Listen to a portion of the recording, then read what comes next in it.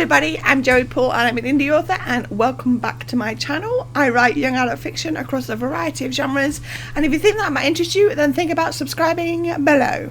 I'm recording this in November because that's how I deal with my time-sensitive videos in December, but I also wanted to say that the day this video goes live will be my 40th birthday. I want to do a little bit about turning 40, but the majority of this video will be about publishing planning, as in how to plan for when, where and what you're going to publish.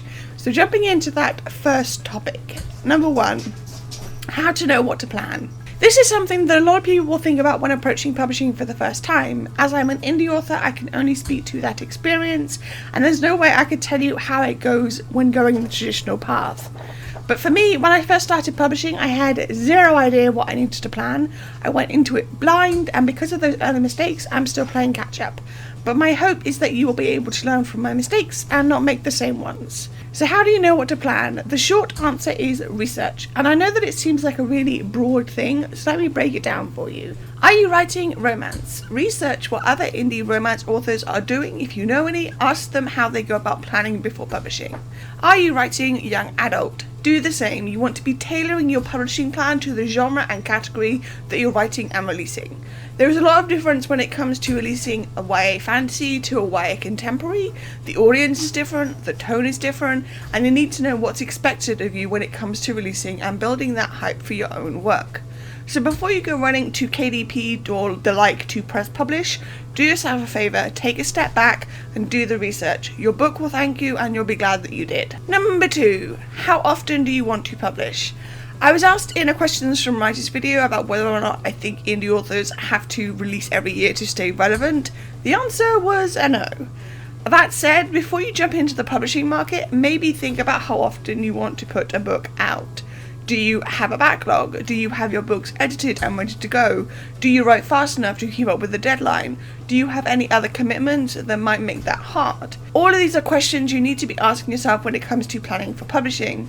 If you do have a backlog, you can get them all edited and then do a spate of rapid release. If you do write fast, then you know that you can keep up with the deadline, you can do books more often. It's all about what works for you.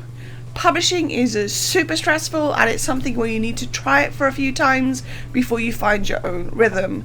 If you're someone who doesn't fast draft and doesn't work well with a deadline, then setting yourself up to fail is only going to hurt you. If you've got a book up on pre-order, that is a deadline to get the final draft uploaded. I think it's 3 days before you have to upload the final draft, but I could be wrong, before you get into hassle. If you need to cancel a pre-order or move the date, Amazon can ban you from pre-orders for a year, and that can really hurt your bottom line. So be sure you're able to handle the workload, and if you can't, just go at the speed that works for you. That's more than okay. And number three, how far in advance do you want to work?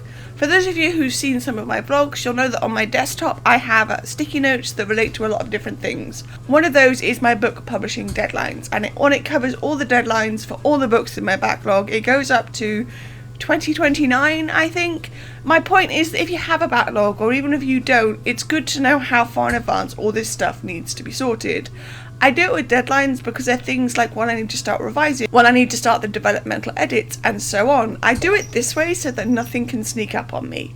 Now, you don't have to do that. You can stick to just focusing on one book at a time, and there's nothing wrong with that. But having some idea of what's upcoming may help you plan better. It may help you be sure that you're on the right track, that your timing isn't messed up, and the like. So when considering your publishing plans, consider that it's better to know what's happening after this first book. Even if those plans change later, that's okay, because nothing is set in stone.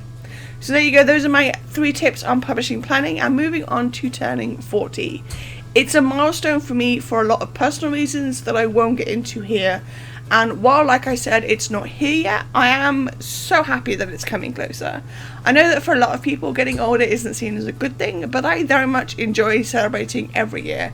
This year, I will hopefully publish my 20th book, and that just makes the birthday all the better, because 40 years old and 20 books to my name. So yeah, thank you to everyone who has supported me, who has stuck by me, and thank you all for watching and all the rest of it. So do you have any questions about making publishing plans? If you do, let me know in the comments down below. So that's all I got time for today. If you want to support my channel, you can comment, like or subscribe. I post new videos on Thursdays. You can find me all over social media and my books are available everywhere. And don't forget to pick up Lights Off, which is the third in the Young Adult Dystopian trilogy. And also don't forget to grab a ticket for Author City in Birmingham in July 2022, where I'll be signing books. All the links for which are listed below. Thanks for watching and remember to keep writing. Bye.